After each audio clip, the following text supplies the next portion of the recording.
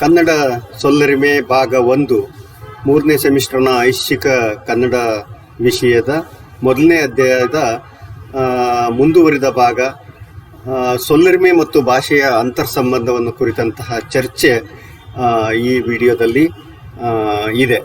ಸೊಲ್ಲರಿಮೆ ಕುರಿತಂತೆ ನಮ್ಮಲ್ಲಿ ಅನೇಕ ಪೂರ್ವಾಗ್ರಹಗಳಿವೆ.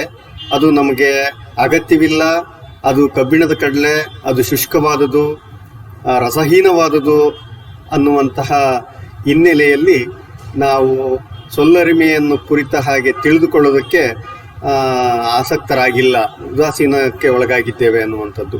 ಸೊಲ್ಲರಿಮೆಯ ಕಲಿಕೆಯಿಂದ ನಮಗೆ ಯಾವ ಪ್ರಯೋಜನವೂ ಇಲ್ಲ ಎಂಬ ತೀರ್ಮಾನಕ್ಕೆ ನಾವು ಬಂದಿರೋದ್ರಿಂದ ಅದರ ಸವಿಯುವುದನ್ನು ಕಲಿತಿಲ್ಲ, ಹಾಗೆ ಇತರರಿಗೂ ಕೂಡ ಕಲಿಸ್ತಾ ಇಲ್ಲ. ಇದು ಇವತ್ತಿನ ದುರಂತ. ಸೊಲ್ಲರಿಮೆ ಅನ್ನುವಂಥದ್ದು ವಾಕ್ಯಗಳನ್ನು ಸೃಷ್ಟಿಸುವ ಕುತೂಹಲಕ್ಕೆ ಸಂಬಂಧಿಸಿದ ವಿಷಯ. ಒಬ್ಬ ಪ್ರತಿಭಾವಂತ ಮಾತುಗಾರ, ಬರಹಗಾರ ಮಾತುಗಳನ್ನು ಹೇಗೆ ಸೃಷ್ಟಿಸುತ್ತಾನೆ ಎಂಬ ಕುತೂಹಲವನ್ನು ನಮ್ಮೊಳಗೆ ಈ ಸೊಲ್ಲರಿಮೆ ಹುಟ್ಟುಹಾಕುತ್ತದೆ. ಪಂಪನ ಒಂದು ವಾಕ್ಯದ ಮೂಲಕ ಸೊಲ್ಲರಿಮೆಯ ಅಗತ್ಯ ಮತ್ತು ಅದರ ಮಹತ್ವವನ್ನು ನಾವು ಅರಿಯಬಹುದು. ಪಂಪನ ಕಾವ್ಯದ ಒಂದು ಸಾಲು ಇದು: ನೆಲಸುಗೆ ನಿನ್ನ ವಕ್ಷದೊಳೆ ನಿಶ್ಚಳಂ ಈ ಬಟ ಖಡ್ಗ ಮಂಡಲೋತ್ಪಲ ವನವಿಭ್ರಮ ಭ್ರಮರಿಯಪ್ಪ ಮನೋಹರಿ ರಾಜ್ಯಲಕ್ಷ್ಮಿ ಅನ್ನುವಂಥ ಒಂದು ಮಾತು. ಈ ಮಾತು ಸಾಧಾರಣವಾದುದಲ್ಲ. ಮಾತಿನ ಸಾಮಾನ್ಯ ರಚನೆಯ ನಿಯಮವನ್ನು ಕವಿ ಇಲ್ಲಿ ಮೀರುತ್ತಲೇ ಅಥವಾ ಉಲ್ಲಂಘಿಸುತ್ತಲೇ ಅದ್ವಿತೀಯವಾದ ಒಂದು ಅರ್ಥಸಾಧ್ಯತೆಯನ್ನು ಕಟ್ಟಿಕೊಡ್ತಾ ಇದ್ದಾನೆ. ಮನೋಹರಿಯಾದ ರಾಜ್ಯಲಕ್ಷ್ಮಿ ನಿನ್ನ ವಕ್ಷದಲ್ಲಿ ನೆಲಸಲಿ, ಏಕೆಂದರೆ ಅವಳು ಬಟರ ಖಡ್ಗವೆಂಬ ತಾವರೆ ಎಸಳಿನ ತುದಿಯಲ್ಲಿ ಸುತ್ತುತ್ತಿರುವವಳು ಎಂಬುದನ್ನು ಕವಿ ಹೇಳುವ ಕ್ರಮ ಸೊಲ್ಲರಿಮೆಯ ಸಾಮಾನ್ಯ ನಿಯಮಕ್ಕೆ ಬದ್ಧವಾಗಿಲ್ಲ. ನಾವು ಮಾತನಾಡುವಾಗಲೂ ಈ ಉಕ್ತಿ ವೈಚಿತ್ರ್ಯವನ್ನು ಬಳಸೋದಿಲ್ಲ, ಆದರೂ ನಮಗೆ ಕವಿಯ ಮಾತು ಅರ್ಥವಾಗುತ್ತಿದೆ. ಕಾರಣ, ಪಂಪ ಎಲ್ಲಿಯೂ ಕೂಡ ಸೊಲ್ಲರಿಮೆಯ ಮೂಲ ರಚನಾತ್ಮಕ ಅಂಶಗಳನ್ನು ಉಲ್ಲಂಘಿಸಿಲ್ಲ. ಉಗೆ, ಒಳೆ, ಅಂ, ಆ, ಅಪ್ಪ ಈ ಸೊಲ್ಲರಿಮೆಯ ಅಂಶಗಳಿಂದ ಶಬ್ದಗಳನ್ನು ಜೋಡಿಸಿ ಎಂಥ ಒಂದು ವಿಶೇಷ ಅರ್ಥವನ್ನು ಪಂಪ ಇಲ್ಲಿ ತಂದಿದ್ದಾನೆ ಅನ್ನೋದನ್ನು ಗಮನಿಸಬಹುದು.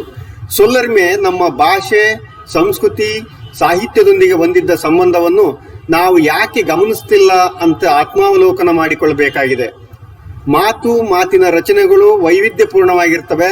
ಅವು ಕೆಲವೊಮ್ಮೆ ನೇರವಾಗಿಯೂ, ಗಂಭೀರವಾಗಿಯೂ, ನಿರ್ದಿಷ್ಟವಾಗಿಯೂ, ನಾಟಕೀಯವಾಗಿಯೂ, ಹಾಸ್ಯಮಯವಾಗಿಯೂ, ರಸನಿಷ್ಠವಾಗಿಯೂ ಕೂಡ ಇರ್ತವೆ. ನಾವು ಬಳಸುವ ಪದರಚನೆಯಲ್ಲಿ ಹಲವು ಸಾಂಸ್ಕೃತಿಕ ಅಂಶಗಳು ಅಂತರ್ಗತವಾಗಿರ್ತವೆ. ಈ ಹಿನ್ನೆಲೆಯಲ್ಲಿ ನುಡಿಯ ಕೆಲವು ಮಾದರಿಗಳ ಮಾತಿನ ಸಂಯೋಜನೆಗಳು ಹೇಗಿರ್ತವೆ ಅನ್ನೋದನ್ನು ನಾವು ಒಂದೊಂದಾಗಿ ಇಲ್ಲಿ ನೋಡೋಣ.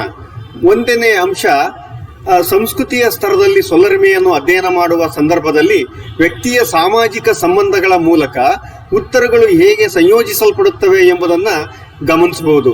ಉದಾಹರಣೆಗೆ, ಎಲ್ಲಿಗೆ ಹೋಗ್ತಾ ಇದ್ದೀಯಾ ಅಂತಕ್ಕಂಥದ್ದು ಒಂದು ಸಾಮಾನ್ಯ ವಾಕ್ಯ ಸಂಯೋಜನೆ. ಇದನ್ನು ಹೋಗ್ತಾ ಇದ್ದೀಯಾ ಎಲ್ಲಿಗೆ ಅಂತ ಬದಲಿಸಿದರೆ ಅದೇ ನಿರ್ದಿಷ್ಟ ಅರ್ಥವನ್ನ ಪಡೆಯಲು ಸಾಧ್ಯವಿಲ್ಲ. ಇವೆರಡಕ್ಕೂ ಉತ್ತರ ಒಂದೇ ರೀತಿಯಾಗಿರೋದಿಲ್ಲ.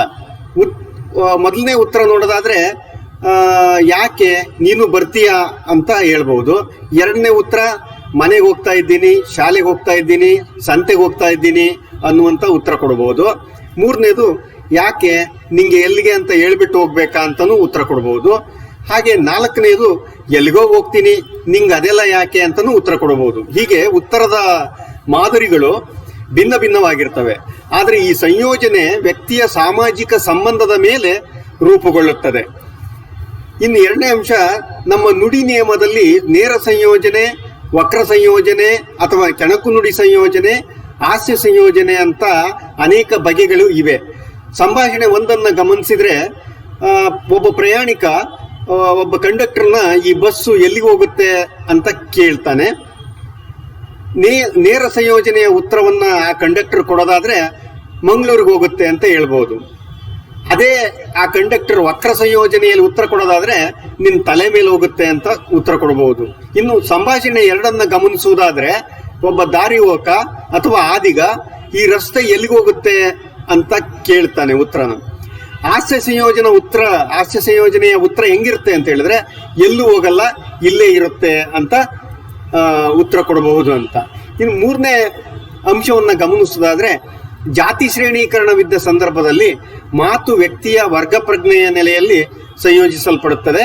ಕೆಳವರ್ಗದವರು ಮೇಲ್ವರ್ಗದ ವ್ಯಕ್ತಿಗಳಿಗೆ ಗೌರವ ಸೂಚಕ ಪದವನ್ನ ಬಳಸ್ತಾರೆ. ಸಾಮಾನ್ಯವಾಗಿ ಸ್ವಾಮಿ, ಬುದ್ಧಿ, ದಣಿ, ಐನೊರೆ ಇತ್ಯಾದಿ.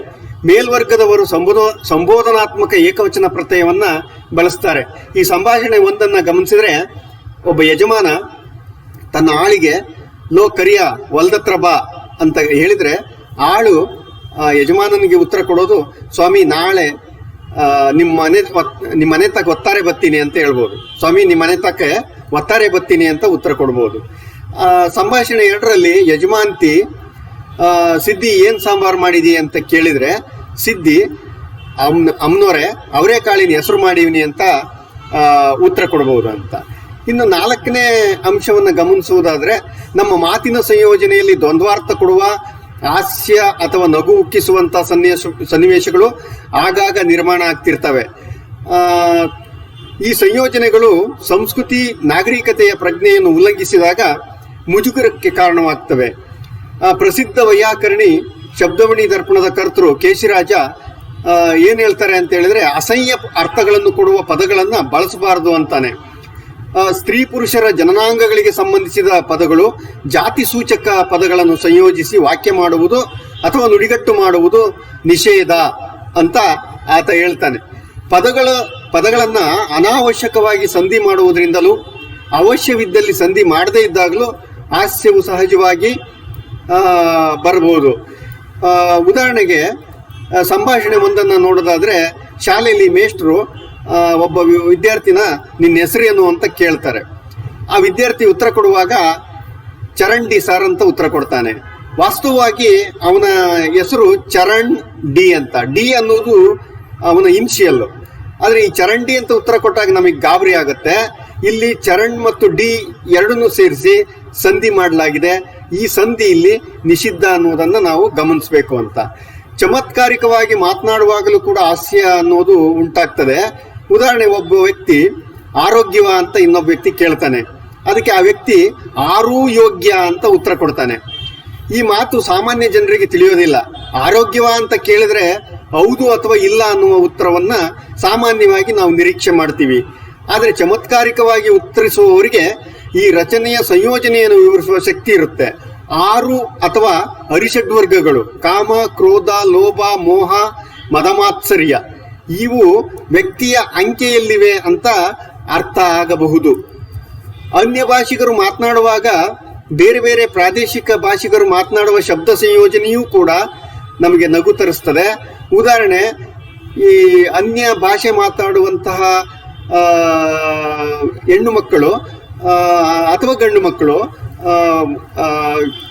ಮಾತನಾಡಿದಾಗ ಹೇಗೆ ಅದು ಹಾಸ್ಯವನ್ನ ಉಂಟು ಮಾಡ್ತದೆ ಅನ್ನೋದಕ್ಕೆ, ನಮ್ಮಲ್ಲಿ ಗಂಡ ಮಾರ್ಕೆಟಿಗೆ ಹೋಗ್ತದೆ, ನಾಯಿ ಬೊಗಳ್ತಾರೆ, ಇಲ್ಲಿನ ಸೋಲ್ಲರಿಮೆ ದೋಷದಿಂದ ನಮಗೆ ನಗು ಹುಟ್ಟುತ್ತದೆ. ಉದಾಹರಣೆ, ಮಲಯಾಳಿ ಹೆಣ್ಣು ಮಕ್ಕಳು ಮಾತನಾಡುವಾಗಲೂ ಕೂಡ ಇಂತಹ ಸಂದರ್ಭಗಳು ಬರ್ತವೆ. ನಿನ್ನೆ ಮಲಗುವಾಗ 1 ಗಂಡ, ಬೆಳಿಗ್ಗೆ ಏಳುವಾಗ 7 ಗಂಡ ಅಂತ. ಇಲ್ಲಿ ಗಂಡ ಅಂದ್ರೆ ಅದು ಗಂಟೆ ಅಂತ. ಗಂಟೆ ಅನ್ನುವುದನ್ನ ಮಲಯಾಳಿ ಭಾಷೆ ಮಾತಾಡುವವರು ಗಂಡ ಅಂತ ಬಳಸ್ತಾರೆ. ಹಾಗೆ ಇಂಗ್ಲಿಶಿನ ಸಿಂಪಲ್ ಅನ್ನೋದನ್ನ ಅವರು ಸಿಂಬಲ್ ಅಂತ ಬಳಸ್ತಾರೆ. ಸಿಕ್ ಅನ್ನೋದನ್ನ ಸಿಂಗ್ ಅಂತ ಹಾಸ್ಯ ರೂಪದಲ್ಲಿ ಹೇಳುವಂಥದ್ದಿದೆ. ಇವೆಲ್ಲ ನಮಗೆ ಎಲ್ಲ ಒಂದ್ ಕಡೆ ಹಾಸ್ಯವನ್ನು ಹುಟ್ಟಿಸ್ತವೆ ಅಂತ.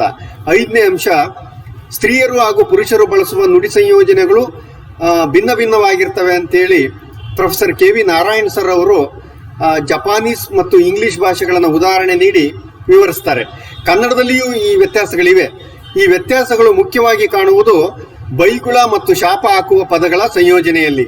ಗಂಡಸರು ಸಾಮಾನ್ಯವಾಗಿ ಶಾಪ ಹಾಕುವಾಗ ಅಥವಾ ಬೈಯುವಾಗ ಕಳ್ಳನ ಮಗನೇ, ನಿನ್ ಕೆಡವಿ ಬಿಡಿತೀನಿ, ಸೊಂಟ ಮುರಿತೀನಿ, ಅಡ್ಡಾಡಿಸಿ ಹೊಡಿತೀನಿ ಇತ್ಯಾದಿ ಪ್ರಯೋಗಗಳನ್ನು ಮಾಡ್ತಾರೆ.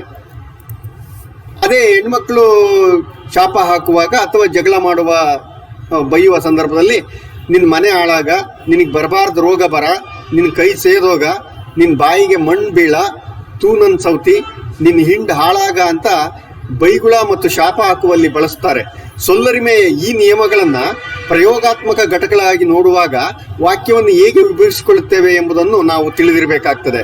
ಉದಾಹರಣೆಗೆ ಒಳ್ಳೆಯ ಪುಸ್ತಕಗಳು ಸಿಗುತ್ತವೆ ಎಂಬ ವಾಕ್ಯವನ್ನು ಈ ರೀತಿ ವಿಭಜಿಸಿಕೊಳ್ಳಲು ಸಾಧ್ಯ ಇದೆ.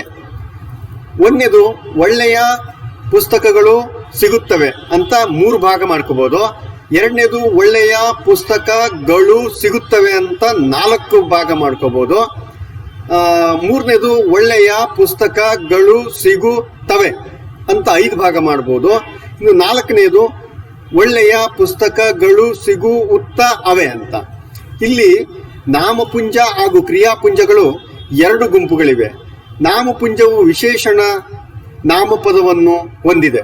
ಕ್ರಿಯಾಪುಂಜವು ಕ್ರಿಯಾಪ್ರಕೃತಿ ಕಾಲಸೂಚಕ ರೂಪಗಳನ್ನು ಹೊಂದಿದೆ.